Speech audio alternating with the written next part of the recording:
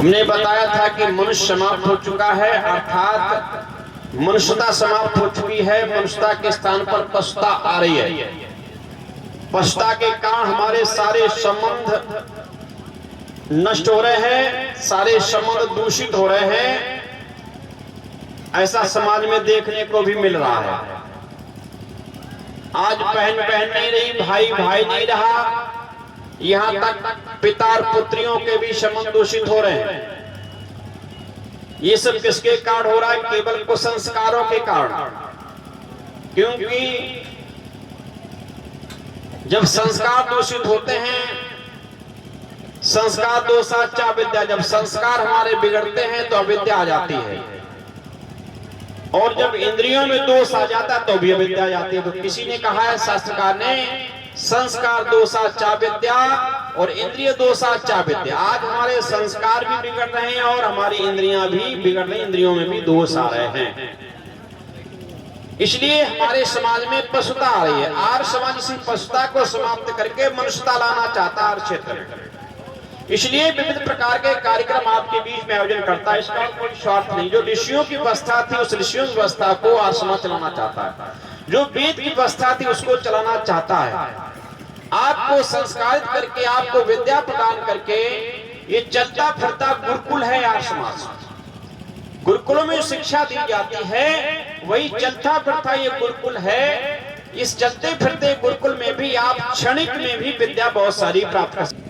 तो इसलिए आइए, ऋषि दयानंद आए और उन्होंने हमें एक आवाज दी, ऐ दुनिया के लोगों वेदों की ओर लौटो। आप वेदों की ओर लौट के आइए। आप जहां से रास्ता भूल गए उसी रास्ते पुनः आइए, क्योंकि ये देश जब तक वेद के मार्ग पे चला, इस देश के पास सारी समस्याओं का समाधान था। ये देश विश्व का गुरु बना, ये देश का विश्व सम्राट बना। लगभग 2.25 अरब वर्ष ये देश विश्व का शासक रहा है। 2.25 अरब वर्ष तक, 1-2 वर्ष नहीं। इस देश ने किसी पे तेगा तलवार के बल पर शासन नहीं किया। तेगा तलवार से भी जिस देशों को जीता है उन्हीं के लोगों को वापस शासन किया है। कभी किसी पर आक्रांताकारी बनकर के शासन नहीं किया। सबको विद्या के बल के ऊपर, सबके ऊपर शासन किया। सबने हमें गुरु स्वीकार किया, पिता स्वीकार किया, माता स्वीकार किया। इसलिए देश का नाम माता भी पड़ा, भारत माता। और माता किसको कहते हैं? माता निर्माता होती, जो निर्माण करती है उसका नाम माता है। केवल जन्म देने वाली माता नहीं होती। जन्म तो पशु पक्षी गाय भैंस भी देते हैं, सूकर कोकर भी जन्म बच्चों को देते हैं, लेकिन उनको माता कहने का अधिकार नहीं है। माता वही कहलाती जो अपने बच्चे को जन्म भी देती है और अपने बच्चों को संस्कार करके विद्यावान भी बनाती है, वो माता कहलाती है। आज तो दुर्भाग्य हमारे देश की माताएं माताएं नहीं रही। यही तो दुर्भाग्य, यही अविद्या का कारण है, यही पशुता का कारण है। ये माताएं माताएं नहीं रही, ये क्या बन गई? मम्मी। समझ रहे हैं? सभी के घर में मम्मी कहलाती है ना, मम्मी। सभी अपनी माताओं से बच्चे आज मम्मी कहने लग गए। मम्मी को हमने समझा नहीं, मम्मी है क्या चीज।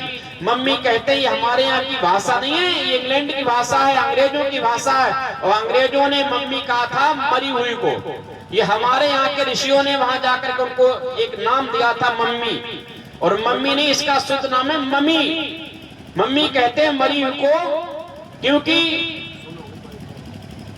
इंग्लैंड में माता के स्तन का पान नहीं बच्चा करता है। वहां पर माता अपने स्तनों का दुग्ध पान नहीं कराती, वहां डिब्बे के दूध से पाला जाता है। क्योंकि वहां पर कई विवाह रिवाज है।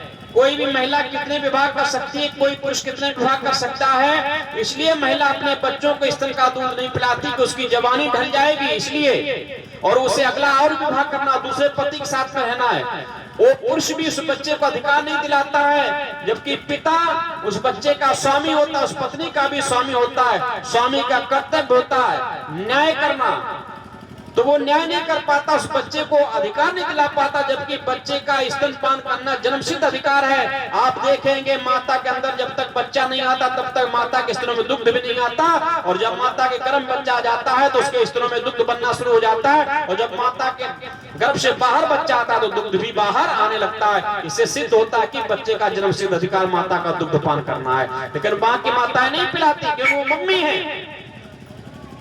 और वो उसका पिता उसको अधिकार नहीं दिला, इसको माता नहीं कहा गया, उसको मम्मी कहा गया। तुम मरी हुई हो। कि हमारे यहाँ पर उसी बच्चे को दुग्ध माता का नहीं पीने को मिलेगा जिसकी माता मर जाती है।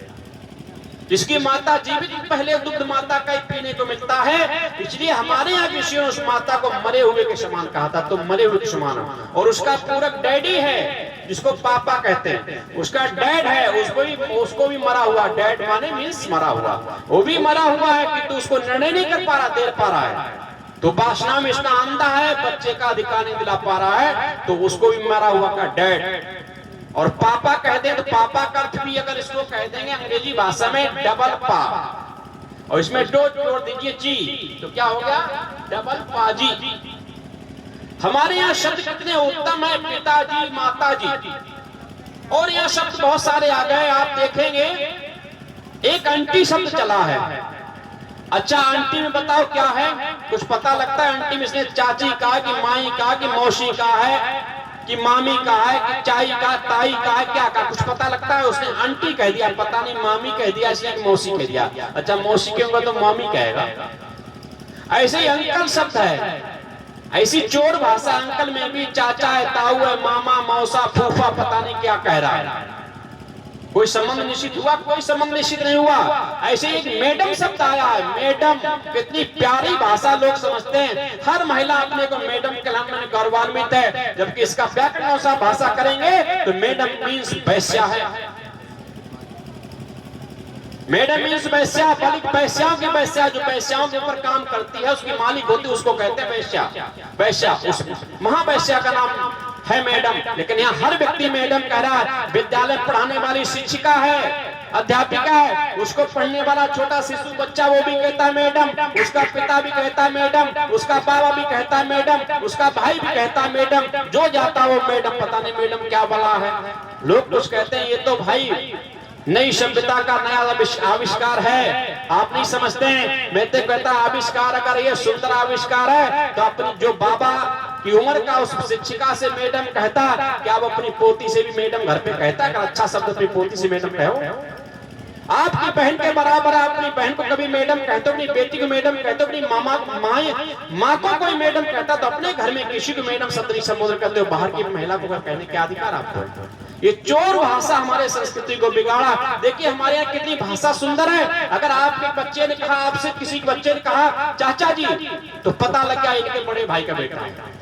आपसे किसी भाई दूसरे बच्चे ने कहा ताऊ जी, तो पता लग गया इनके छोटे भाई का बच्चा है। आपसे कहा मौसा जी, से पता लग गया इनके साड़ू का बच्चा है। आपने कहा मामा, तो पता लग गया इनका भांजा है।